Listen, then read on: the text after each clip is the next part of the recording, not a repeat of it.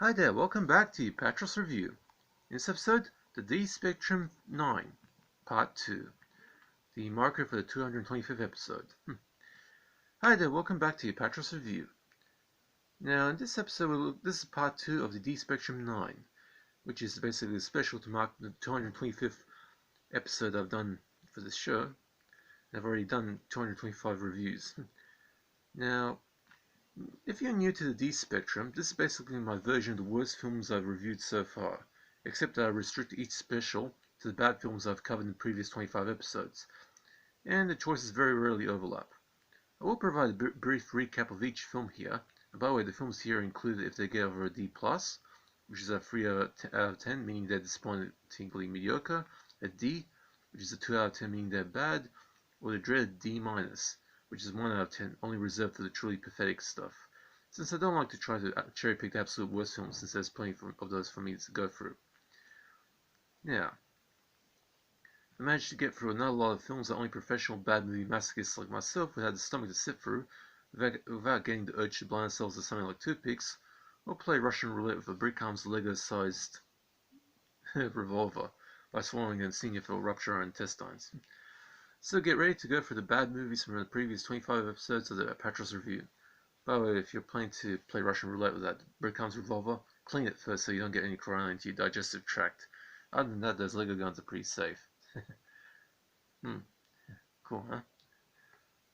Of course, I mean, those brick-arms Lego guns are pretty much safe. Okay. Now, Invasion of the Pod People, directed by Justin Jones in the year 2007. I gave this one a D. It's bad. One of a whole heap of ultra-cheap mockbusters, and those are basically rip-offs designed to trick people into renting them, thinking they're getting the original film, made by the Asylum, that most infamous film studio of the 2000s. In fact, they pretty much had something of a spurt of films in 2007. This knockoff of the Nicole Kidman adaptation of The Invasion, which was that 2007 adaptation of Invasion of the Body Snatchers, is a spectacularly amateurish attempt at playing the whole plant-based zombie clones plot that all the adaptations of Invasion of the Body Snatchers did, except for The Invasion, only pitched around the level of amateur hour in the local drama workshop, and more irritating to boot. Also very unpolished on a technical level, offer the lesbian sex scene where the protagonist gets nailed by a female boss, with the camera basically doing the old night vision thing. It's pretty sleazy, and the only reason you should seek this one out.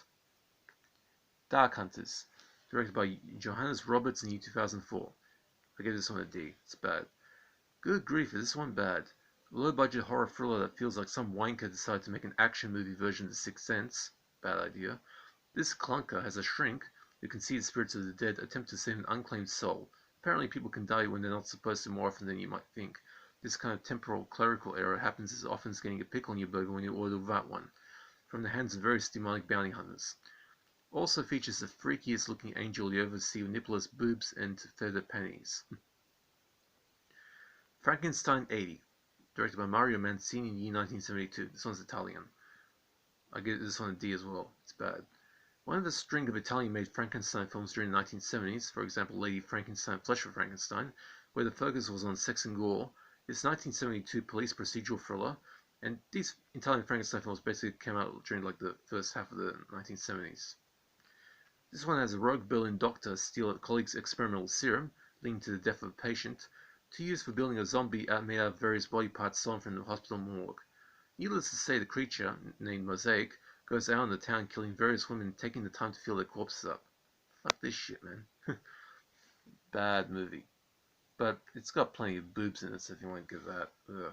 That one's available in the Pure Terror served from Mill Creek. Halloween Resurrection. Rick Resentful in the year 2002. I give this one a D-. It's atrocious. The 8th installment in the classic Halloween franchise and the last before the Rob Zombie remakes, this is so bad it made John Carpenter cringe, reality show-based junker, as Michael Myers returned to his childhood home, a year after Icing Glory Strode, to take on a bunch of sex-obsessed college students doing a Halloween-themed internet reality show. Bad idea, guys. This is widely considered by many hardcore Shape fans to be the worst of the bunch, and I agree. Getting the Shape to be kung fu kicked out of the second-story window by Busta Rhymes was one of the stupidest moments in this whole franchise so far. Adam and Evil, directed by Andrew Van Sleen in the year 2004. I gave this one a D+. It's disappointing. One of those ultra-cheap slashers that came out at the start of the 21st century, This flick has a group of high school students head to a remote campsite to hold a graduation party, only to find that somebody in the group wants to ice them over a past indiscretion, leaving Roman candles at the side of each mirror as a warning over their fate. That being said, leaving the identity of the killer a secret until the climax, and casting a web of suspicion on half the cast was pretty good for this film, since it's a slightly higher grade I'm giving this film. Otherwise it would have been a D. The Final Showdown, directed by David Heavener in 1993. I gave this one a D+. It's disappointing. In its extremely obscure early 1990s telepic, yes, this was a TV movie, a gentle yet tough Vietnamese immigrant whose complete naivete at understanding American customs leads him to be at the mercy of just about everyone until a well-to-do model decides to form a relationship with him, also giving him the chance to avenge the death of his sister a year before. Not exactly a terrible film, but one that has all the hallmarks of an early-in-the-game direct-to-video market title in terms of production goofs. For example, badly lit, the action scenes are very poorly choreographed and lack room to move around in, and many of the acting tends to be amateurish. It is interesting to watch as a time capsule, especially if you grew up at the time like I did, but other than that, or the appeal to professional bad baby masochists, there's nothing good to see here, except for poorly choreographed fights and two pairs of gratuitous boobs.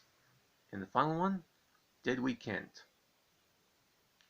Whoops, my script just went. Directed by Amos Poe in the year 1995. I give this one a D+ as well. It's disappointing. Stephen Baldwin, banging an alien chick who uses sex for food, and who changes form every time she gets laid, always taking the appearance of a hot-looking human woman. Yeah, that's the film in a nutshell. A couple of years ago, this film got a 4K restoration, which is pretty astonishing given its negative reputation as a daggy 1990s cable TV softcore science fiction erotica. But if you're a fan of such schlock, this one's pretty enticing given its time capsule appeal. Like the Final Showdown, this one also has that daggy 1990s thing. And that's it for the D spectrum for this time. Let's see what cinematic hits I can come up with in the next 25 episodes. Take it easy, have fun, and tell the Corona to kiss my ass.